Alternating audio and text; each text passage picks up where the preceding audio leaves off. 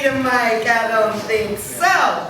Okay, so I'm literally changing my hat for being an RTA to now being a presenter for you. And you've heard a lot of presenters today and how life and business is pretty much kind of parallel. Family, friends, business, all kind of lines up, balances out, and to be kind of one and the same. So when I was first asked to do this presentation, it's called A Business Story, I said, you know what? As a business owner, my business story is my life story. If you own a business, oh my gosh, it is your life. And so I thought about it and I said, okay, if I'm going to tell my life story, I'm going to start at the very, very beginning. And I love wearing hats. If you haven't noticed, I love wearing hats. So now, instead of literally, I'm going to actually change my hats for you. So starting at the beginning with my very first hat is my Mickey Mouse hat that I got with my name on it. And my name is spelled T-R-E-S-S-A. Some people say Tressa. My mom said it's Tressa. T-R-E-S-S-A. The E is long, Tressa. So this is my first hat.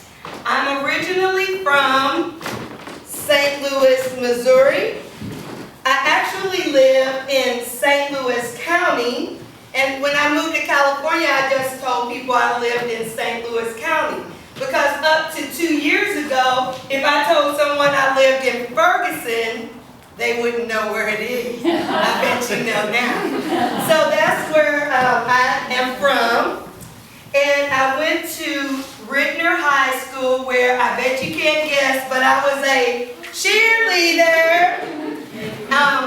In high school, I was very involved, and I want you to listen to my life story because it's going to go along and you'll see it again. In high school, I was very involved. I was student council, you know, all in every club, and, you know, a cheerleader, class secretary. But with all of that, I did actually get my degree, and I graduated from Rittner High School. You guys all want one of these. And after graduation, I went a few miles, about 125 miles, down the road to the University of Missouri, Columbia. And I don't know how many of you all know this, but the University of Missouri, Columbia is the Missouri Tigers. And I continued that venture of being a cheerleader, and I was the Missouri Tiger mascot. In the tiger suit at Mizzou, I continued to be involved with student government at the University of Missouri.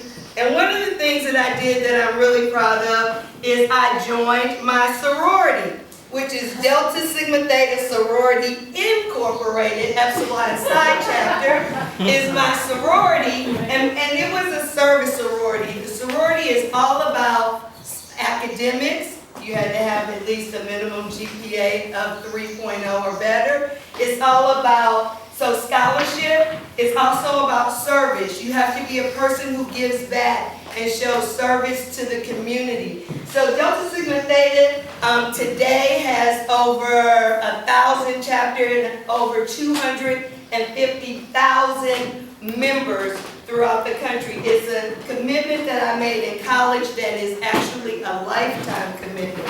So even though I was a sorority girl in college, and I was the Missouri mascot, and I did a lot of things in college, I was very proud to say that back then, I actually graduated from the University of Missouri, Columbia in just 4 years.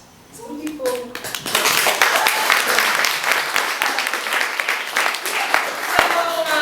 I graduated from college, and my degree in college was in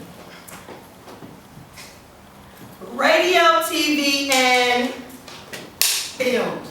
So my degree was in radio, TV, TV, and film. So I was really proud to graduate with a degree in radio, TV, and film. But what I found is, unless you live in New York or LA, you're in what's called a small market. And so I worked and I directed the 6 and 10 o'clock news in Columbia, Missouri at KMIZ TV. I worked in Topeka, Kansas doing commercial production and things like that. And even though the lifestyle of working in television and doing things like that was great, I was broke. I was not making hardly any money because I was in such a small market. So my collegiate advisor in college, my sorority collegiate advisor, worked for State Farm Insurance.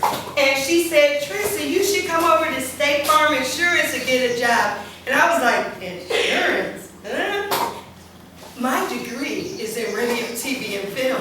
Why would I want to go to work for an insurance company? I have a degree in radio, TV, and film. And so she said, well, we do commercials. And I was like, oh, I can just get my foot in the door, and I can be the person in charge of doing the television commercials for State Farm. So I quickly said, okay, well, that wasn't the real reason. The real reason was I went from making a very little money to instantly, she told me what it paid, and it was 3 times what I was making at the TV station. I was like, oh yeah, I'm coming to State Farm. 3 times what I was making at the TV station. So I went to work for State Farm Insurance, was so excited, worked in the corporate office because my foot was now in the door. So once you get your foot in the door, you're like, you can see all the job postings, right? So this is corporate, I get to see all the job postings.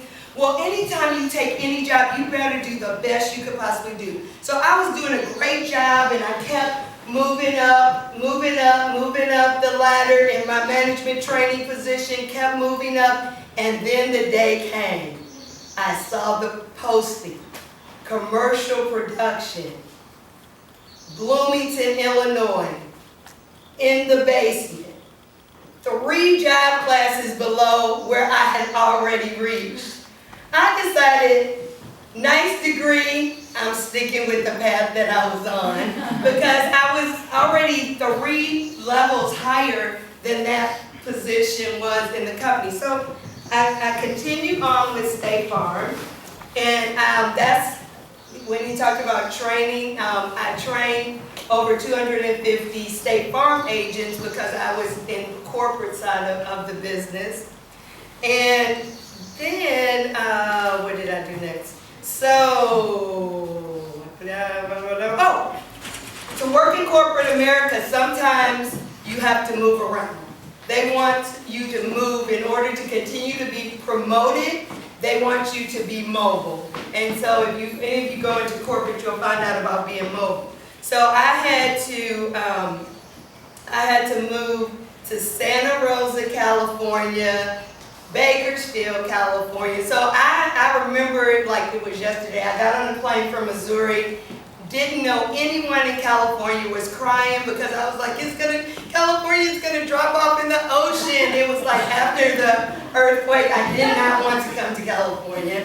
And so I actually came to California in Santa Rosa, Bakersfield, and then finally they moved me to San Jose, California. This is my San Jose hat. And it's also a sorority hat because one of the things I told you about my sorority, networking, service, a lifetime commitment, there's a chapter, wherever I went, I was able to find a chapter. So this is from my San Jose alumni chapter of Delta Sigma Theta. And so with that, anyone who knows me know that, okay, so after I moved, oh, you know what?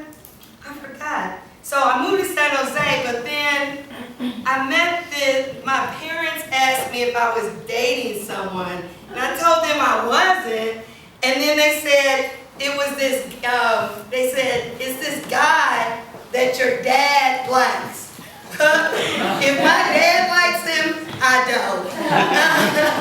But I'm very proud to say that my next hat I'm very proud of because it represents the day that I married Ken Williams. So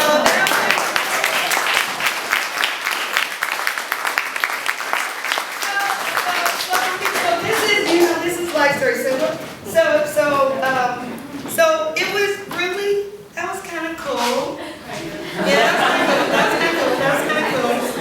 But little did I know that this guy was going to turn into a preacher and turn into a pastor that would have me wearing this first lady hat as the first lady of, and we didn't update our bio. It was Progressive Missionary Baptist Church in Santa Cruz. We now moved the ministry. It's in Santa Clara County.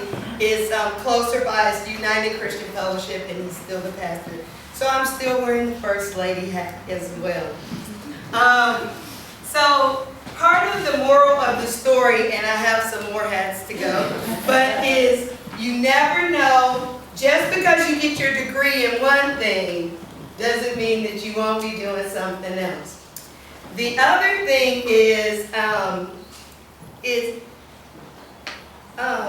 little over 7 years ago. So remember, I was still working for State Farm.